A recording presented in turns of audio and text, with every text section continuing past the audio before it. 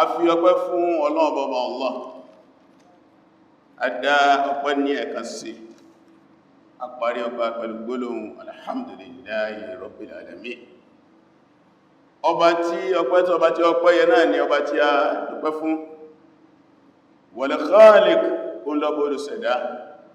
bí ọba dá wa ní àlèwà láyé wa razzaq òun lọ tó ń pèsè tí ọba pèsè fún wa ní àlè ìsẹ̀mí wal mudabbir òun lọ́ba tí ń darí gbogbo nǹkan sánmà ní ilẹ̀ ní àti tún bẹ́ẹ̀nù méjèèjì òun lọ́ba tó ń darí àwọn nǹkan yìí ọba ẹni àfọpẹ́ fún tó tó wá fún aláǹfààní lè ní kàtó wá sìn láàyè yìí tó ipá wà tá àti wà ń bí àti à ń bọ̀ wọ́n ń bọ̀ lọ́nà ìrẹ́ Ọlọ́run ètò tó sì fún àìlè ní àmàlóore tó jẹ́ kí ọjọ́ òní bá wa láì kó bá lálàáfíà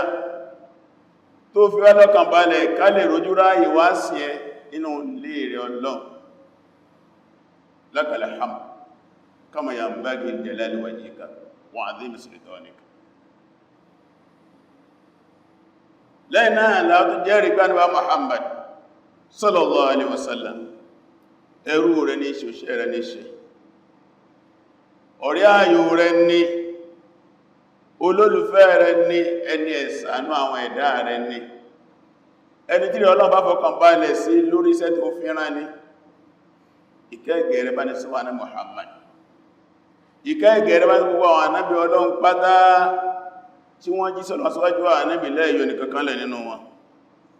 ìkẹ́ ìgẹ̀rẹ́ kó máa bá gbogbo àwọn ará ilé ànábì tí wọ́n gbàgbọ́ tọkàntọkàn ìkẹ́ ìgẹ̀rẹ́ kó gbogbo wọn sàábí ànábì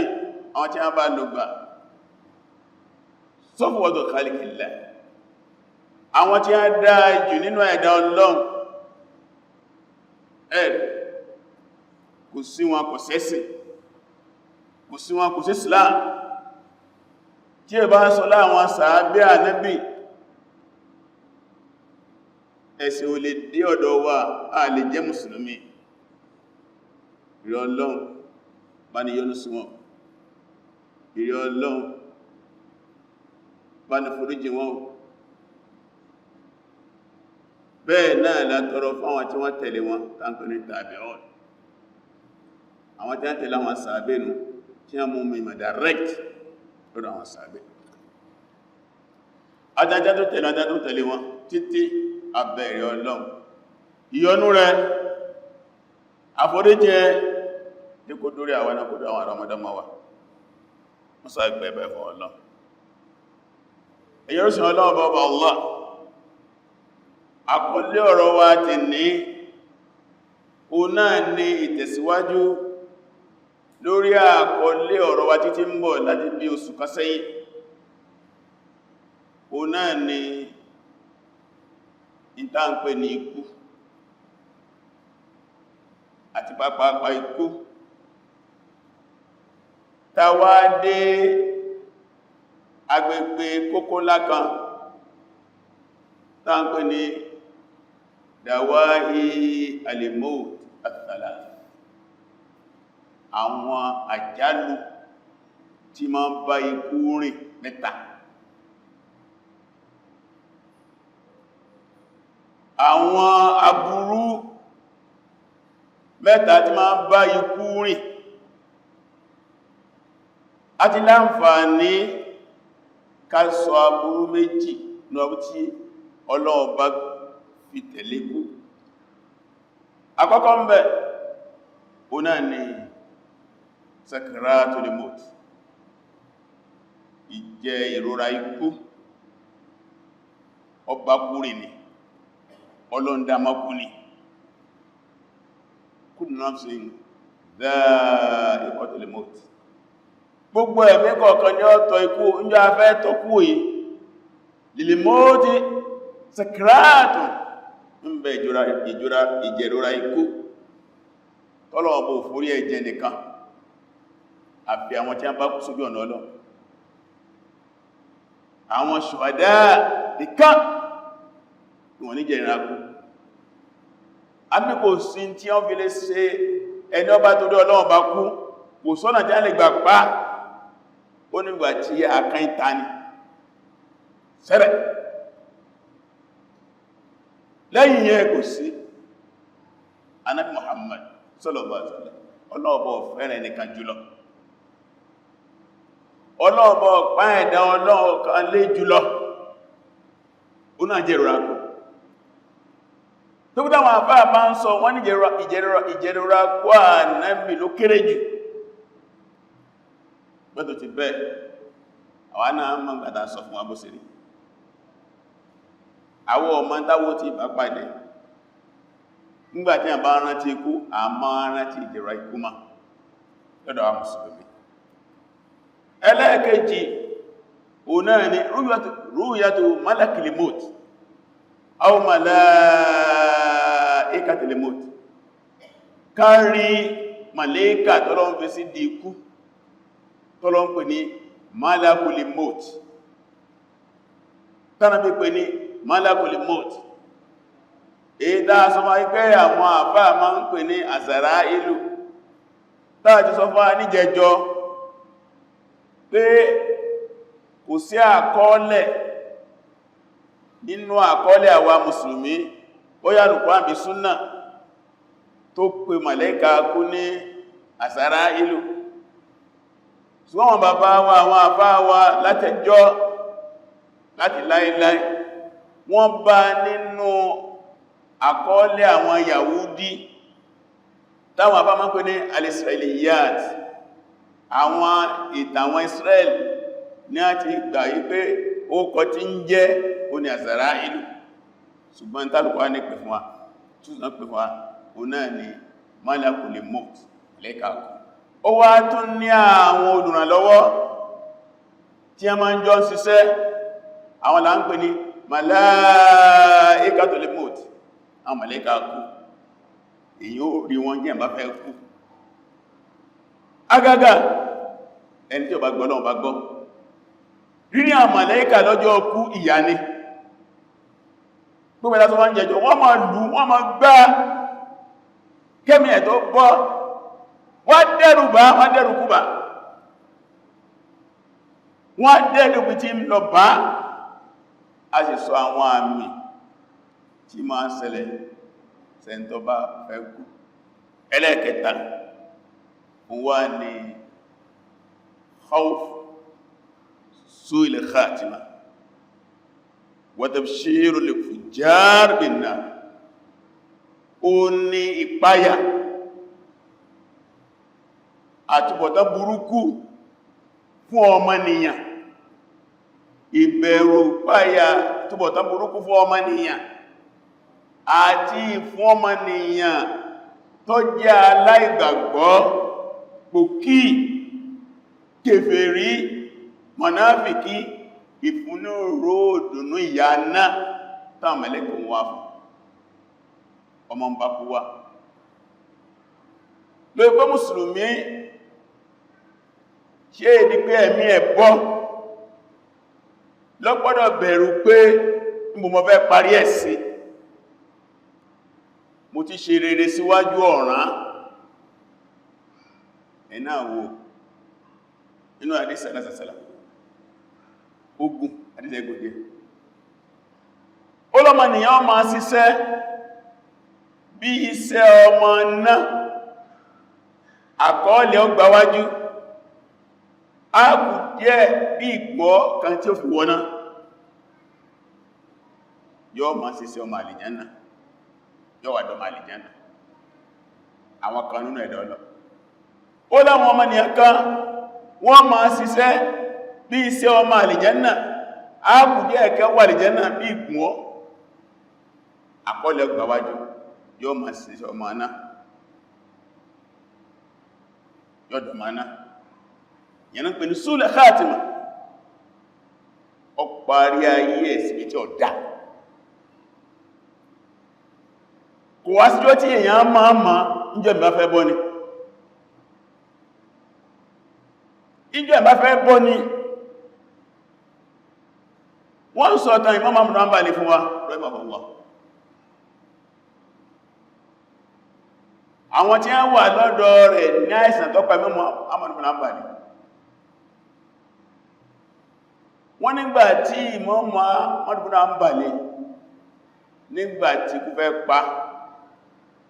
rahimahullah Imam Ahlus-Sunnah wal Jama'ah àfáàgbà níjọ́ tí gbogbo ẹ̀dá àrùn báwọn èèyàn lọ́wọ́ òun ló dúró tí àkídà Ahlus-Sunnah wal Jama'ah nígbàtí àwọn kan dìde láàrin mùsùlùmí tí a gbé dìde ìròrí burúkú kan tí a ní Al-Qur'an al-Karim khaliqullah laysa bi kalamillah bí Al-Qur'an ni alágbànlé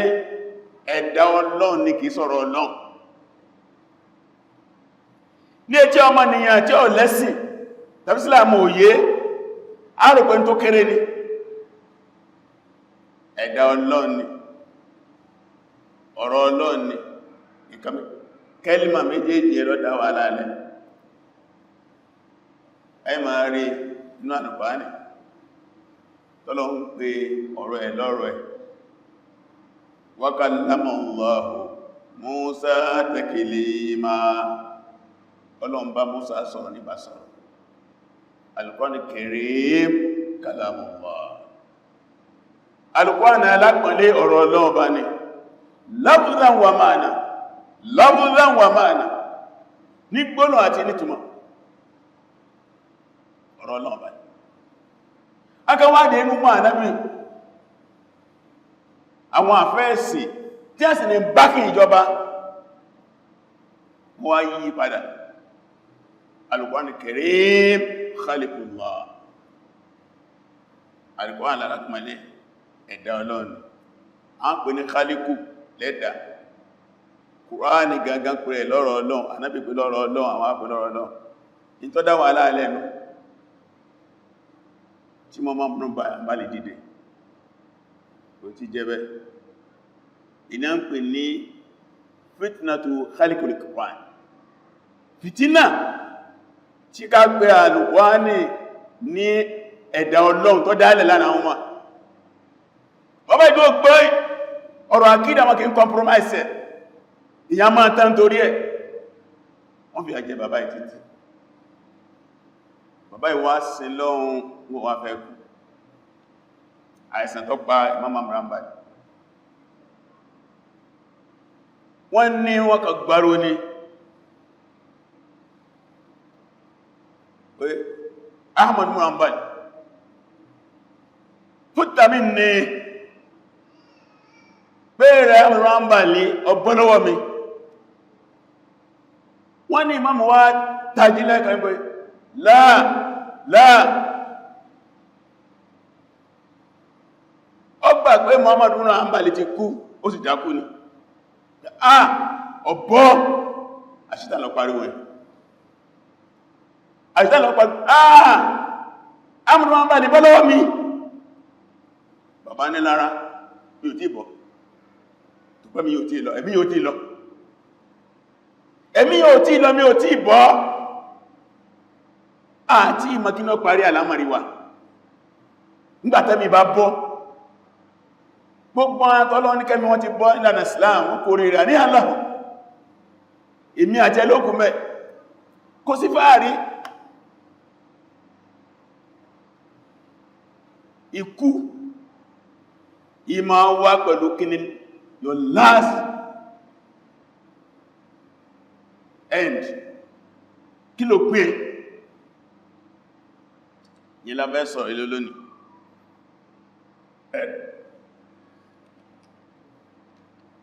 torí díẹ̀ lẹ́gbẹ́ tí a ń pè bẹ́ẹ̀ tí a ń pè ní khawfu su'il khatima wa tabshirul fujjar bin nar ìbẹ̀rù ká má parí ẹ̀sìbí tí ó dá ká má parí ìsẹ̀mí ẹ̀sìbí tí ó dá àti ìbẹ̀rù ìró burúkú táwọn màlẹ́kà oníyà tí a máa fún àwọn ẹni tí ó bá gbàgbọ́ ọmọ náà ní ẹwà wọn náà kẹ́mí ẹ tó bọ́ ní ọgbọ́ ní last stage wọ́n lẹ́rìí wọ́n ní dáa pẹ́bẹ́ náà ni khawfu min nihayil hayat bi halati min al-isyan billahi subhanahu wa ta'ala wọ́n lò náà ni ìbẹ̀rù pé ká má parí ayé wa sí ẹ̀ṣẹ̀ káwọn pé ìṣẹ́ Ọlọ́run ọba láàfi kẹ́yìn ìgbésẹ̀ ayé wa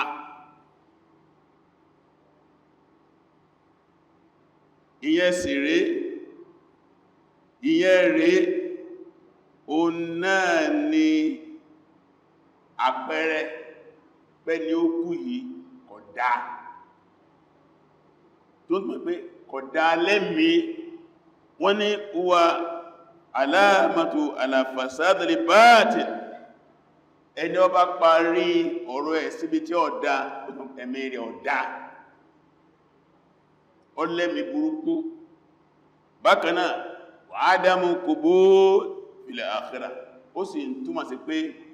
kò ní láti bọ̀ tán lọ́dọ̀ Ọlọ́run kò ní rí àbọ̀ orí gbogbo iṣẹ́ tó ṣe láyé Ọlọ́run bá dà ló ráyà ẹ̀rì wọ́n ní ìtí wá máa fàájú wọ́n kò rí àkónú súùlù khatima ìtí máa sábà jẹ́ kéèyàn parí ayé ẹ̀sìbí tí ó dá wọ́n nà tí ìjẹta àmàlì sẹ̀yà o náà ni kó ṣe pé kó máa jẹ́ rìsọ́ọ̀tì àwọn ṣẹ́ burú tí ó ẹni bẹ́ẹ̀ gbélé ayé rẹ̀ ṣe bákanáà wà ní ìyẹ̀tìn fásidà tàbí àwọn àníyàn burú àwọn àdíọ́kan burú àdíọ́kan tí ọ̀dá tó ní bí súùlù khatima wrong deeds àwọn sẹ́ta sí tí ọ̀dá tàbí bad intention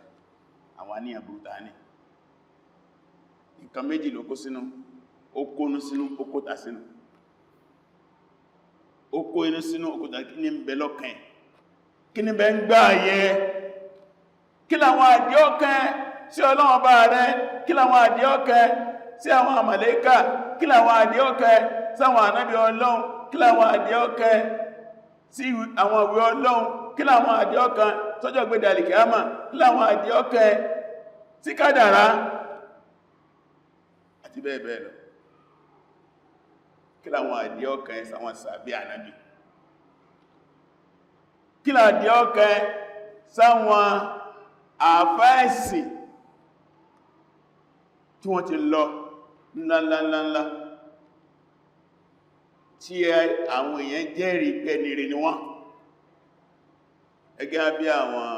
al-a'immatul arba'a àwọn àfá àgbà mẹ́rin àtàwọn ẹlẹgbẹ́ wọn Abu Hanifa Malik Shafi'i Ahmad ibn Hanbali àtàwọn tí wọ́n jọ wọn lọ àti bẹ́ẹ̀ lọ ẹ̀rì ló wá sọ yí pé àwọn ẹni ìsáájú àwọn aṣíwájú wa rere wọ́n máa bẹ̀rù kí láwọn fi gbẹ̀yìn kí ní ọkẹ́ àwọn sáwọn parẹ́ sí ọ̀dá ni àmọ́ òní parẹ́ sí tọ́dá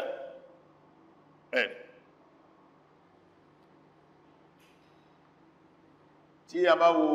Suratul Mu'minun ààrí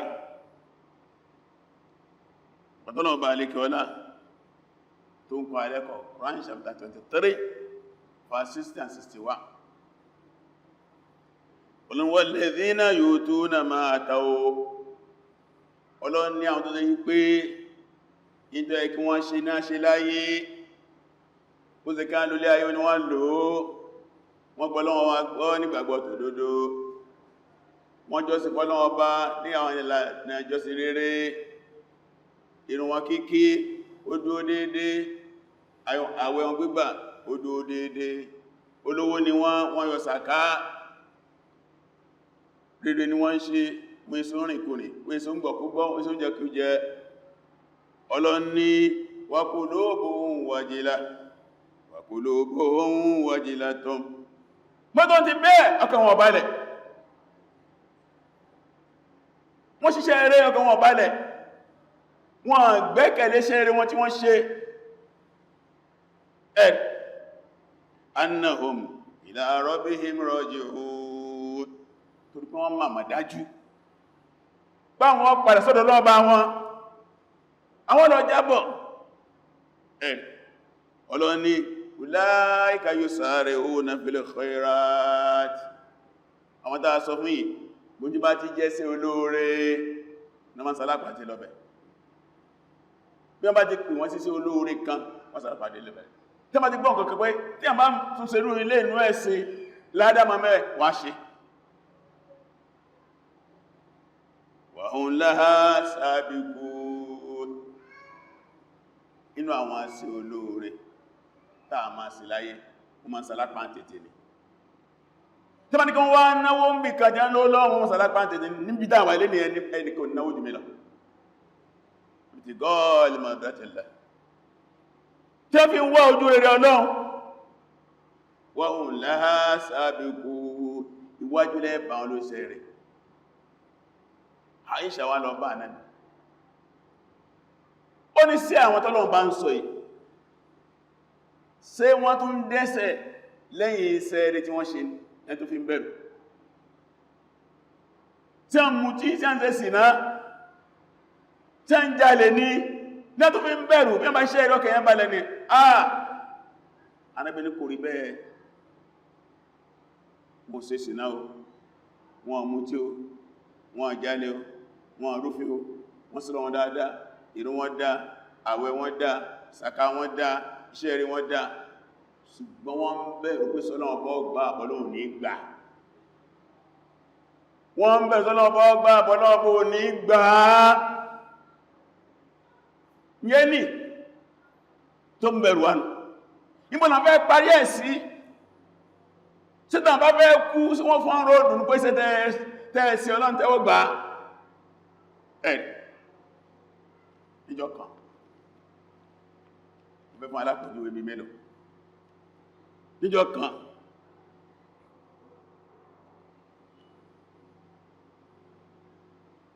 Huzaifa bin Yaman ó ń ṣàìsàn àìsàn ọlọ́jọ́ dé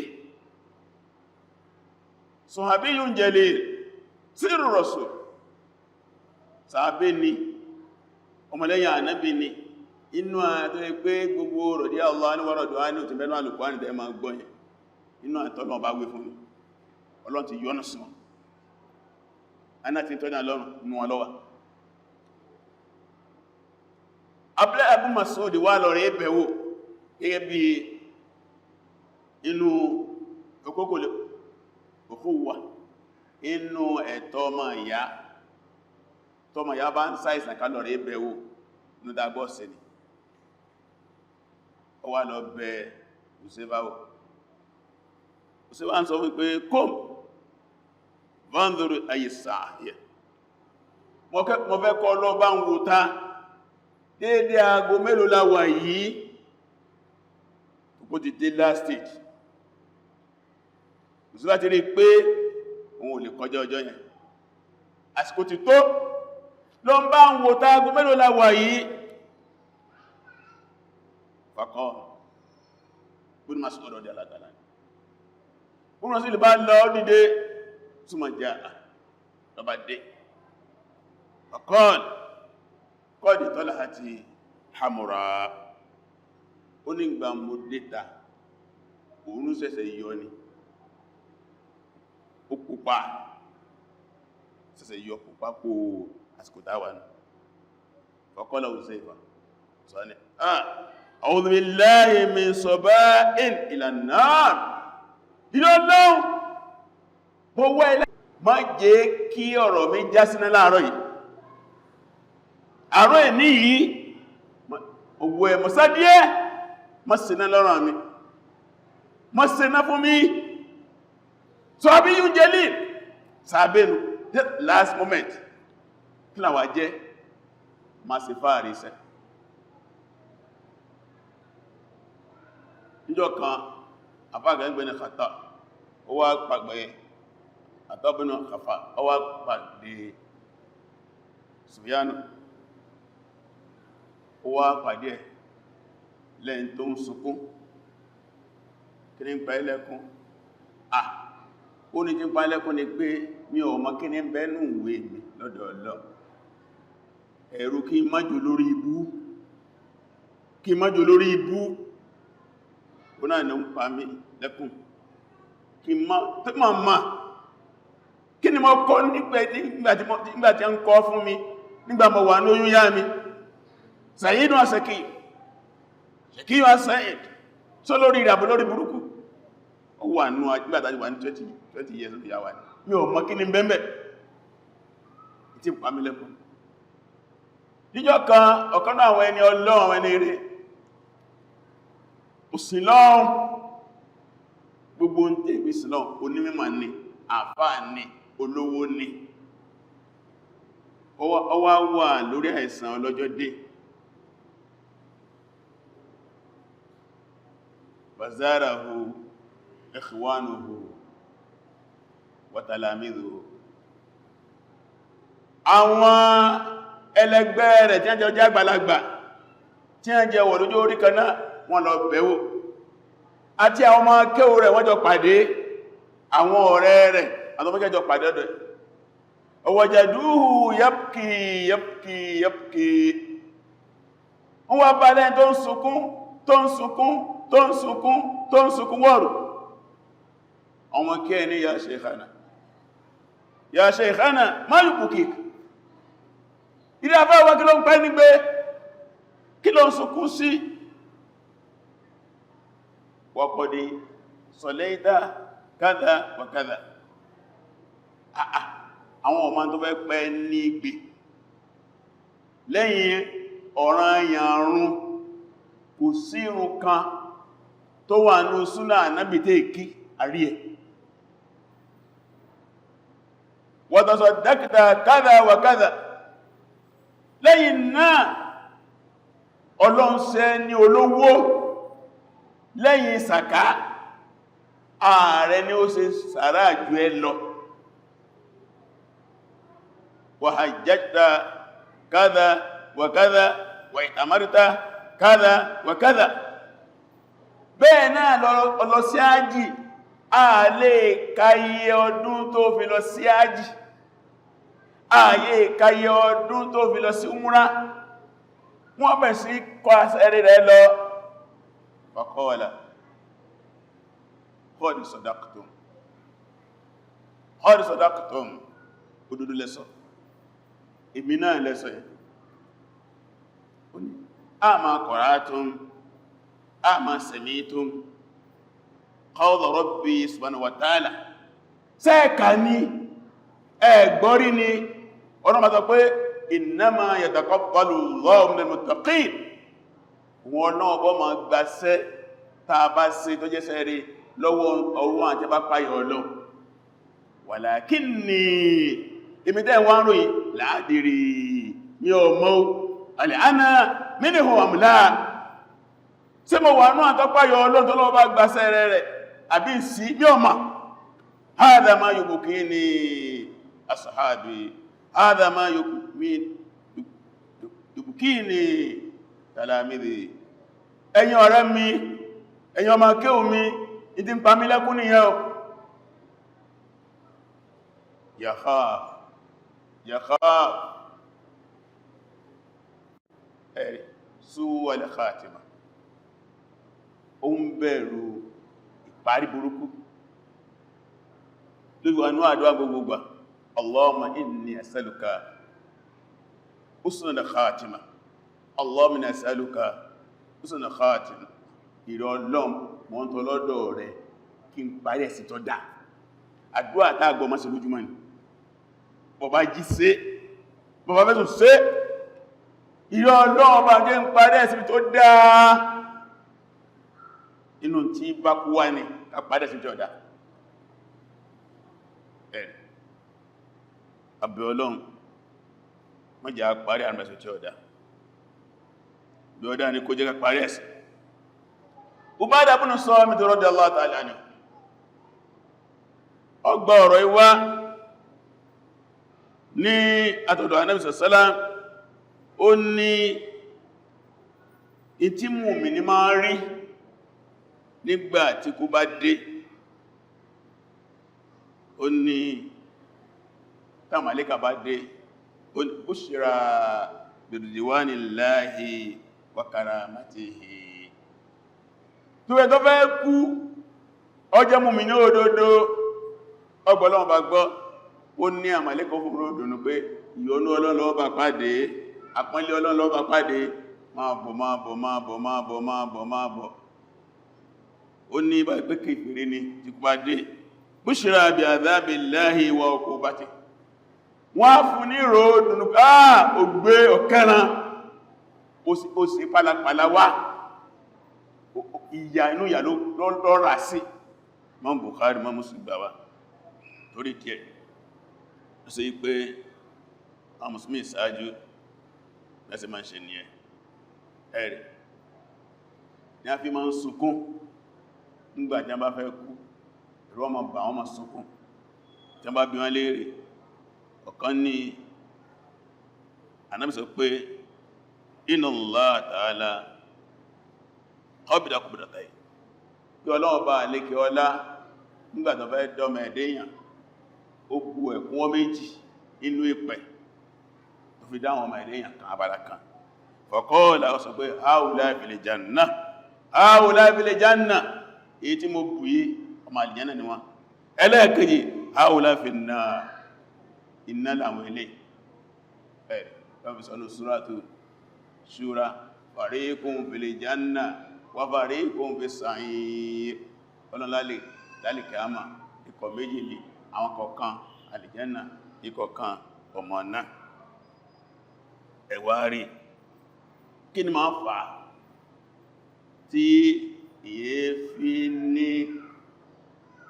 àtúbọ̀tán rere tí a fi parẹ́ sí jẹ́ ọjà àwọn bá ká tó pọ̀ má ká bí mélòó fún àmẹ́ nínú ẹni alìsìráàrù alàlìmáàsì kíyàn sátakú sórí ẹ̀ṣẹ̀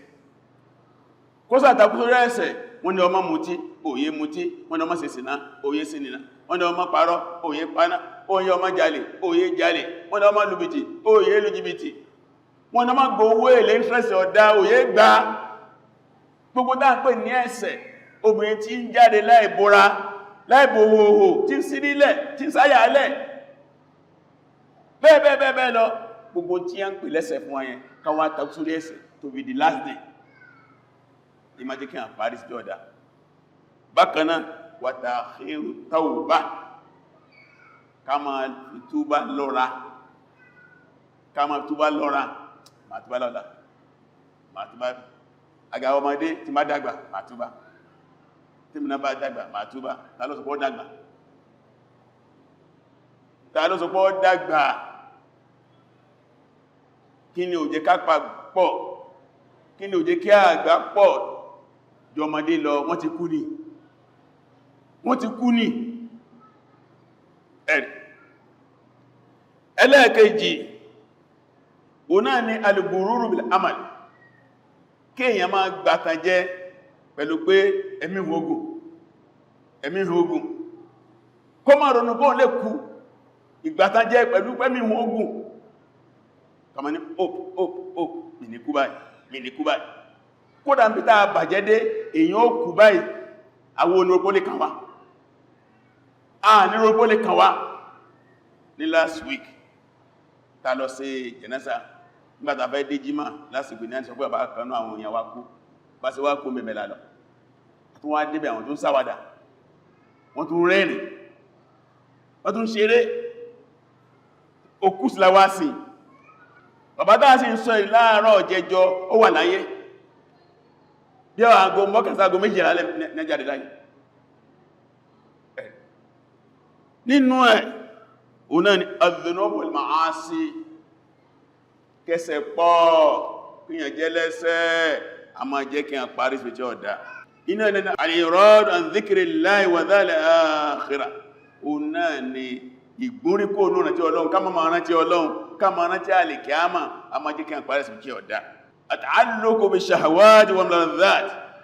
kí ó ṣe yí pé yòyò iná ayé nìkan iná láàrọ̀ mọ́ kásà gbádùn ọba ìpọ́kùnrin kó bóbi sùn lóbi gẹ́gẹ́ bá sùn kó máa jayé kó jẹ tó wù kó mu tó wù kó lọ bí ó wù kó wọ́n tó wù kó gbọ́n tó wù kó sàmà sáyé lọ kó máa pààrọ̀ bàtà a máa jẹ́ kí a parí ẹ̀sùn tí ó dá bákan náà alifasadu fil-i'tiqad tí a bá láníyàn tí ó dá tàbá ní àkídà tí ó dá tí gbàgbọ́ wọ̀ bá dá gbàgbọ́ tó ká ní tí ó bá dá yóò ní parí ẹ̀sùn tó dá lẹ́yìn náà al-wudul al-istiqama kí yẹn ti máa ṣe dáadáa tẹ́lẹ̀ wá yí padà ó ti ń ṣe rere dáyọ́kọ́ yí padà ní ẹ máa rẹ̀ lómi mùsùlùmí ní dáadáa tẹ́lẹ̀ kírùkírù ní gbáìgbàwẹ́ ní akàyí padà bóyọ́ rẹ̀ rẹ̀ bóyẹ́ mẹ́ẹ̀lẹ́ akàyí padà dórí yọba ń ṣe kàmí obìnrin tẹ́lẹ̀ tí múra dáadáa àbòrí àbòsẹ̀ lọ́nà bá kọ́sẹ̀ ajújá àbùnù lọ́nà bá kẹgbẹ́ kò ní boyfriend tẹ́lẹ̀ lọ́nà ti ní boyfriend bákanáà dọ́pùlẹ̀ ìmá ìgbàgbọ́ lẹ́ ìgbàgbọ́ ní Ọlọ́run tàà máa ní kọlẹ̀ ìgbàgbọ́ sèré yazid wa yanqus ìgbàgbọ́ máa lékún àti máa dínkù yazid bil a'mali salihati wa ta'at ìgbàgbọ́ máa lékún tàbá ti ń ṣe rere wa yanqus yóò sì máa dínkù bil ma'asi wal atham tàbá ti ń dẹ́ṣẹ̀ tó bá ti ń ṣeré ìgbàgbọ́ máa lọ sókè tàbí yọ máa wálẹ̀ ìgbọ́dọ̀ gbìyànjú ìgbàgbọ́ máa lọ sókè gbogbo ìgbà kí atọrọ àforíkọ́ lọ́kùnrin ẹ̀sẹ̀wájú